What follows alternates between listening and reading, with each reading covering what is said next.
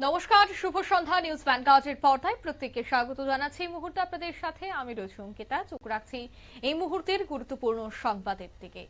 রাজ্যে নারীদের উপর ক্রমবর্ধমান নির্যাতনের সহ আরো বেশ কিছু বিষয়কে সামনে রেখে আজ পুলিশের মহানির্দেশকের নিকট ডেপুটেশন প্রদান করে সারা ভারত গণতান্ত্রিক নারী সমিতির রাজ্য কমিটি। এদিন রাজ্যে ক্রমবর্ধমান নারী নির্যাতনের বিরুদ্ধে প্রতিবাদ জানিয়েই পুলিশের মহানির্দেশকের নিকট ডেপুটেশন প্রদান করতে যান তারা। যদিও পুলিশের মহানির্দেশক উপস্থিত ছিলেন না, তাই ওনার অনুপস্থিতিতে তারা আইজির নিকট এই ডেপুটেশনটি প্রদান করেন। তারা দাবি তুলেন টাকার ঝোলায় মহিলা ঘটনাটিতে যেন যথাযথ তদন্ত হয় এবং অভিযুক্তকে যেন গ্রেফতার করে উপযুক্ত শাস্তি প্রদান করা হয়।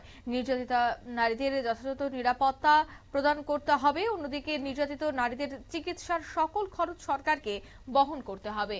এই দাবিকে সামনে রেখে আজ তারা ডেপুটেশনে মিলিত হয়েছেন। ডেপুটেশনকারীদের কি বক্তব্য শোনাবো।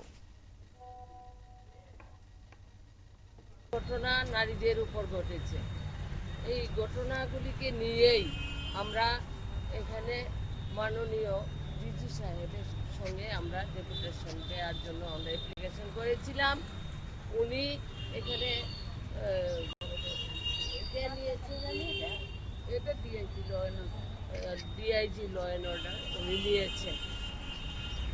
এখানে আমরা বলেছি যে উদয়পুরে 18 বোলার যে মেয়েটিকে সেখানে দর্শন করা হয়েছে, আসামিদের শাস্তির দাবি, এবং বিশালগড়ে মধুবনে হরিহরদোলা মেয়েটি যে মুখবধির মেয়েটি, এবং কবি সুকান্ত স্কুলের শ্রীনগরের যে 7ম শ্রেণীর মেয়েটি ঘটনা, এবং শান্তিনিকেতন মেডিকেল কলেজের মনীষা দাসের ঘটনা, এবং স্টেডিয়ামের সঙ্গে দশরথদেব স্টেডিয়ামের সঙ্গে কাবেরী সিংহার বাড়িতে যেভাবে করে যে আইন হাতে নিয়ে এখানে যেভাবে করে ভাঙচুর করেছেন, এগুলো আইনের শাসন কোথায়?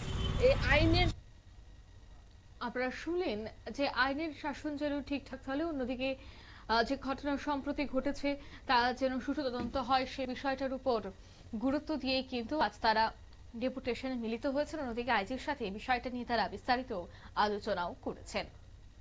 নিয়ে নিচ্ছি ছোট্ট একটি বিজ্ঞাপন বিরতি, সঙ্গে থাকুন।